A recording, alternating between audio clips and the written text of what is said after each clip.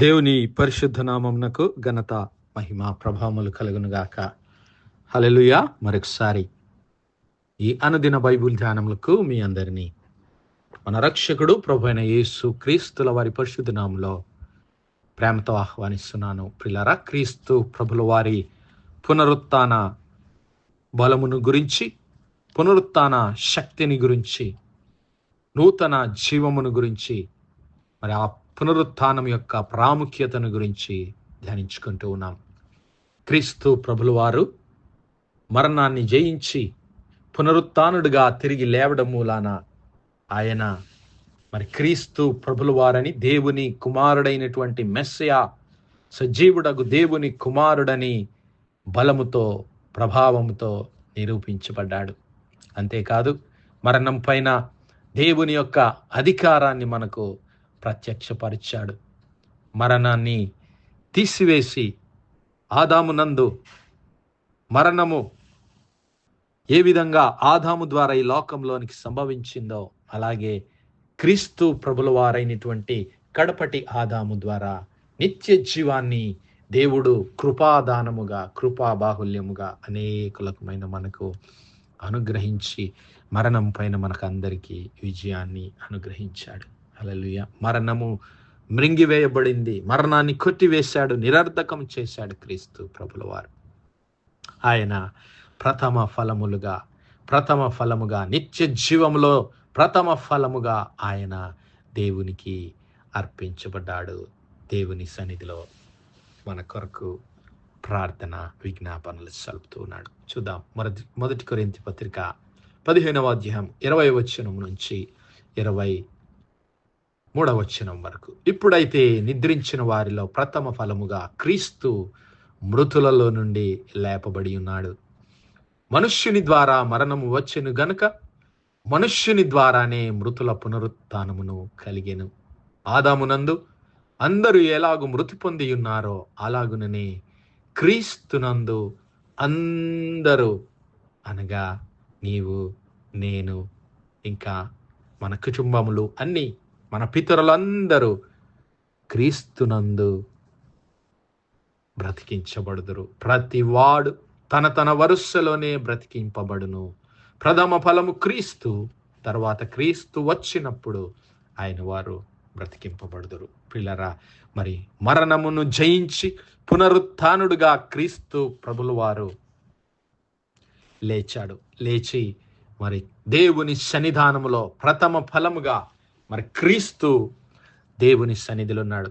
దేవుడు మరి పాత నిబంధన కాలములో తన జనులకు మోషే ద్వారా తెలియజేశాడు. మరి వారు పొందుకునే పంట అంతటిలో ప్రథమ ఫలము దేవునికి చెందుతుంది. ఆ దేవునికి ఆ ప్రథమ ఫలాన్ని ప్రతిష్ఠించాలని వారికి నేర్పించాడు. ఆ విధంగానే మరి క్రీస్తు ప్రభుల వారు దేవుని కొరకు ప్రథమ ఫలముగా అర్పించబడ్డాడు. దేవుని సన్నిధానంలో ఆయన ఉన్నాడు. అయితే మరి నిన్ను నన్ను కూడా అలాగూ పునరుత్థానంలో, అనిత్య జీవంలో నిన్ను నన్ను చూడాలని దేవుడు ఒక గొప్ప ప్రణాళిక కలిగి మనలను ఈ భూలోకంలోనికి పంపించాడు. హల్లెలూయా. మరి నీవు నేను దేవుని ఆజ్ఞలకు లోబడి, దేవుని వాక్యమునకు లోబడి ఏ విధంగానైతే క్రీస్తు ప్రభుల వారు ఆయన దేవుని కుమారుడై ఉండి కూడా తను తాను దేవునికి సమర్పించుకున్నాడో, విధేయత చూపాడో, ఆ విధంగా నీవు నేను కూడా దేవుని మరి చిత్తమునకు, దేవుని కార్యములకు మనలను మనం సమర్పించుకుంటే ఇదిగో మనం కూడా క్రీస్తు ప్రభుల వారి వలె ఫలించగలము. యేసయ్య అంటూ ఉన్నాడు, యోహాను సువార్త 12వ అధ్యాయంలో 20వ వచనం నుంచి గమనిస్తే, మరి కొందరు గ్రీసు దేశస్థులు ఆ పండుగ దినాల్లో, పస్కా పండుగ, మరి యేసు క్రీస్తు ప్రభుల వారు యెరూషలేములో మరి వారితో కలిసి ఆ పస్కా పండుగ జరుపుకోవడానికి యెరూషలేమునకు వచ్చాడు. అప్పుడు గలిలయలోని బెత్సయిదా వాడైన ఫిలిప్పు నద్ద కొందరు గ్రీసు దేశస్థులు వచ్చి వారు అడుగుతున్నారు, అయ్యా మేము యేసును చూడగోరుచున్నామంటే ఫిలిప్పు వచ్చి ఆంద్రేయతో చెప్పాను. ఆంద్రేయ ఫిలిప్పు వచ్చి యేసుతో చెప్పిరి.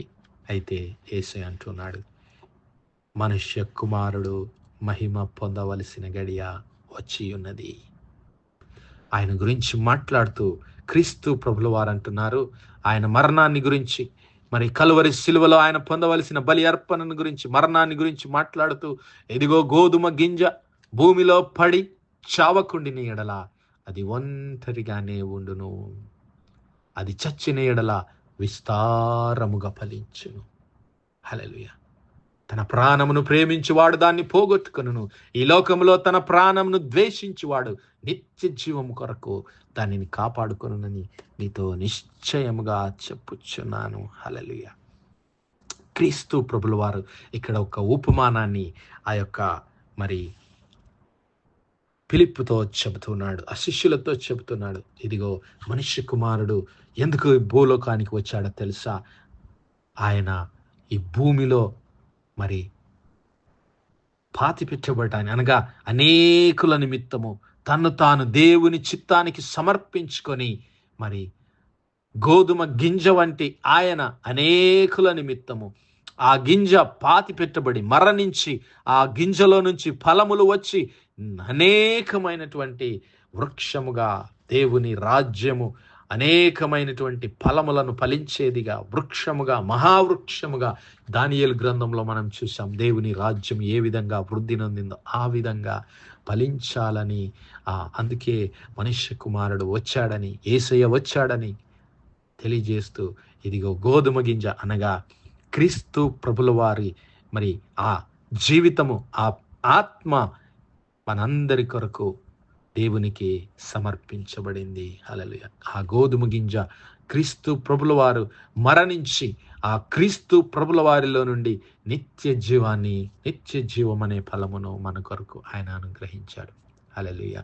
మరి నీవు నేను కూడా ఆ విధంగానే ఈ లోకంలోనికి వచ్చామని భక్తుడైన పౌలు కొరింథీలో ఉన్న సంఘానికి రాస్తూ ఈ విషయాలు అంటున్నాడు. కొరింథీలో ఉన్నటువంటి ఆ సంఘస్థులు కొంతమంది పునరుత్థానాన్ని వారు విశ్వసించడం లేదు. అయితే వారిని గురించి పౌలు అంటాడు, 1 కొరింథీ పత్రిక 15వ అధ్యాయము 35 నుంచి చదివితే, అయితే మృతులు ఎలాగూ లేతురు, వారెట్టి శరీరంతో వస్తారు అని వారు అడుగుతూ ఉన్నారు ఆయనను. అక్కడ ఆయన అంటున్నాడు, ఓ అవివేకి, నీవు విత్తునది చచ్చితేనే కానీ బ్రతికింపబడదు కదా. నీవు విత్తు దానిని చూడగా అది గోధుమ గింజ అయినా సరే, మరి ఏ గింజ అయినా సరే, వట్టి గింజనే విత్తుచున్నావు, కానీ పుట్టబోవు శరీరమును విత్తుటలేదు. అయితే దేవుడు తన చిత్త ప్రకారము నీవు విత్తిన దానికి శరీరం ఇచ్చుచున్నాడు, ప్రతి విత్తనమునకు దాని శరీరమునిచ్చుచున్నాడు. హల్లెలూయా. ఇక్కడ మరి పౌలు గారు ఇక్కడ ఒక ఉపమానాన్ని తెలియజేస్తున్నాడు. ఓ అవివేకి, ఒక గింజను, ఒక విత్తనాన్ని చూడు, అది గోధుమ విత్తనమైనా సరే, గోధుమ గింజ అయినా సరే, మరి ఏదైనా సరే, అది మొలకెత్తాలి అంటే ముందుగా అది భూమిలో పాతి పెట్టబడినటువంటి ఆ గింజలో నుంచి జీవము మొక్క రూపంలో బయటికి వస్తుంది. ఆ మొలక వృక్షము, మొక్క వలె మారి, వృక్షం వలె మారి అది ఫలించి అనేక ఫలములను ఫలిస్తుంది. ఆ విధంగా మరి దేవుడు మనకు అనుగ్రహించినటువంటి ఈ జీవితము, దేవుడు అనుగ్రహించినటువంటి ఈ ఆత్మ దేవునిలో పాతి పెట్టబడితే, హల్లెలూయా, దేవుని చిత్తానికి మనం సమర్పించుకొనగలిగితే మన ద్వారా అనేక ఫలములను, అనేకమైనటువంటి ఆత్మలను దేవుడు రక్షించడానికి, కాపాడటానికి మన జీవితాన్ని ఒక మహిమగల సాధనంగా దేవుడు వాడుకుంటాడు. ఆ విధంగా క్రీస్తు ప్రభుల వారు తన జీవితాన్ని దేవునికి సమర్పించాడు. ఆయన దేవునితో సమానముగా ఉండుట విడిచిపెట్టుకోడని భాగ్యం అని ఎంచుకోలేదు. ఆయన దేవుని స్వరూపము కలిగిన వాడై ఉండి దేవునితో సమానముగా ఉండుట విడిచిపెట్టుకోడని భాగ్యం అని ఎంచుకొనక, దాసుని స్వరూపము దాల్చి తను తాను రిక్తునిగా చేసుకొని దేవునికి విధేయత చూపాడు. శిలువ మరణమునందునంతగా ఆయన విధేయత చూపాడు. అందుకే ఆయన ప్రథమ ఫలముగా లేపబడ్డాడు. మహిమగల రాజుగా ఇప్పుడు దేవుని కుడిపార్శ్వమున ఆసీనుడై ఉన్నాడు. హల్లెలూయా. హెబ్రీ పత్రిక 10వ అధ్యాయం 12వ వచనంలో చూస్తే ఆ దేవుని కుడిపార్శ్వమున ఆయన ఆసీనుడై ఉన్నాడు.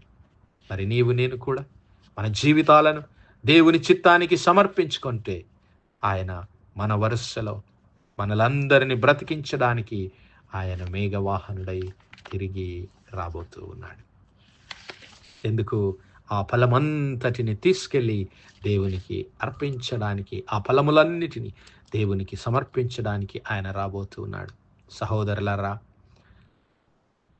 నిరీక్షణ లేని ఇతరుల వలె మీరు దుఃఖపడకూడదని పౌలు గారు తెస్సలోనిక సంఘానికి రాస్తూ అంటున్నాడు.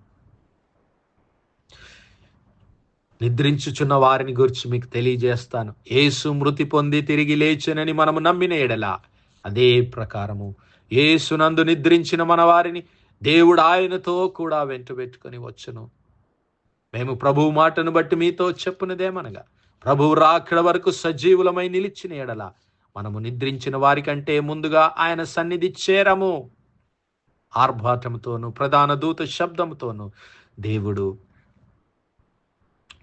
పరలోకము నుండి దిగివచ్చును. ఆర్భాటముతో, ప్రధాన దూత శబ్దంతో, దేవుని బూరతో, ఆర్భాటముతో, ప్రధాన దూత శబ్దముతో, దేవుని బూరతో పరలోకము నుండి ప్రభువు దిగివచ్చును. క్రీస్తునందుండి మృతులైన వారు మొదట లేతురు. హల్లెలూయా. ఆ మీదట సజీవులమై నిలిచియుండు మనము వారితో కూడా ఏకముగా ప్రభువుని ఎదుర్కొనుటకు ఆకాశ మండలమునకు మేఘముల మీద కొనిపోబడదము. హల్లెలూయా. కాగా మనము సదాకాలం ప్రభువుతో కూడా ఉందము. దేవుని నామానికి మహిమ కలుగును గాక. ప్రియులారా, దేవుడు మనకు అనుగ్రహించేటటువంటి నిత్య జీవము, నీవు నేను దేవుడు అనుగ్రహించినటువంటి ఈ జీవితాన్ని దేవుని సన్నిధిలో పాతిపెట్టగలిగితే, అనగా దేవునికి సమర్పించుకోగలిగితే, దేవుని చిత్తానికి మనము సమర్పించుకొనడమే నీవు నేను ఈ లోకంలో మరణించడం అంటే. అనగా నీవు నేను గోధుమ గింజ వలె దేవుడు మనకి శరీరాలు, ఈ జీవితాలు అనుగ్రహించాడు. ఆ జీవితాన్ని దేవునికి సమర్పిస్తే, మరి క్రీస్తు ప్రభుల వారు ఏ విధంగా ప్రథమ ఫలంగా లేపబడ్డారో, నీవు నేను మన వరుసలో అదే విధంగా లేపబడి అనేకులకు ఆశీర్వాదకరంగా ఉంటాం. అతి కృప, అతి ధన్యత దేవుడు మనందరి జీవితాల్లో దయచేయను గాక. ఆమేన్, ఆమేన్, ఆమేన్. ప్రార్థించుకుందాం.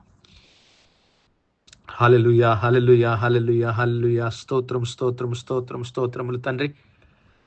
అత్యంత కృపాభరితుడువు, అత్యున్నత సింహాసనంపై ఆసీనుడవైన మా ప్రియ పరలోకపు తండ్రి, చిం కలిగిన మా దేవ, సైన్యములకు అధిపతివాగు మా యెహోవా తండ్రి, కృపా కనికరములు గల మా ప్రభా, సూర్యోదయం మొదలుకుని ఇంత మటుకు మా తండ్రి మీ చల్లని రెక్కల నీడను భద్రపరిచి, అయా మరొకసారి మీ ప్రియ కుమారుడు మా ప్రభువైన యేసు క్రీస్తుల వారి పరిశుద్ధ నామములో దేవా, మీ కృపా సన్నిధానంలో ప్రార్థించడానికి సజీవ లెక్కలో మమ్మల్ని లెక్కించిన మీ ప్రేమకు వందనాలు, కృతజ్ఞతాస్తుతులు, స్తోత్రాలయ.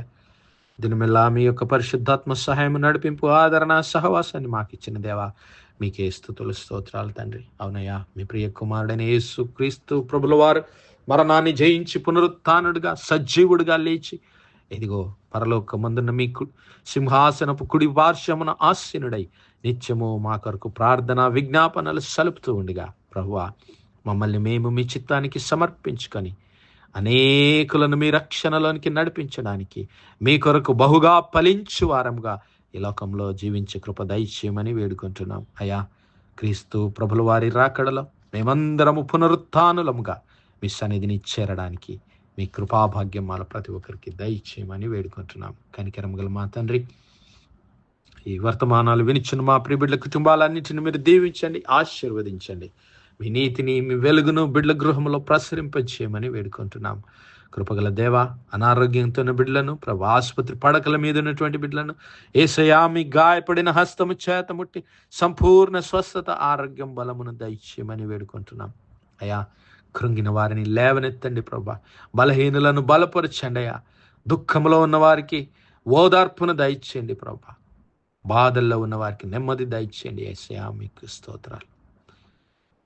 కనికరం గల మా తండ్రి, మరి ఉద్యోగాల కొరకు ఎదురు చూస్తున్నటువంటి బిడ్డలను జ్ఞాపకం చేసుకుని నాయన, ద్వారాలు తెరవండి ప్రభా, మీకు స్తోత్రాలు. బిడ్డలు చక్కటి ఉద్యోగాలు సంపాదించి మీ సాక్షులుగా నిలబడే కృప దయచేయమని వేడుకుంటున్నాం. అన్నిటికన్నా ముఖ్యంగా మా యవ్వన బిడ్డలను ప్రభా, మీ పరిశుద్ధాత్మ చేత అభిషేకించి మీ మహిమ గల సాధనాలుగా ప్రతిష్ఠించమని మహిమ ఘనత ప్రభావాలు మీకే చెల్లిస్తూ మా ప్రభును మీ ప్రియకుమారుడు మా రక్షకుడైన యేసు క్రీస్తుల వారి పరిశుద్ధ నామమున ప్రార్థించి వేడుకుంటున్నాం మా పరలోకపు తండ్రి. Amen, amen, amen. God bless you all. Praise the Lord. Shalom.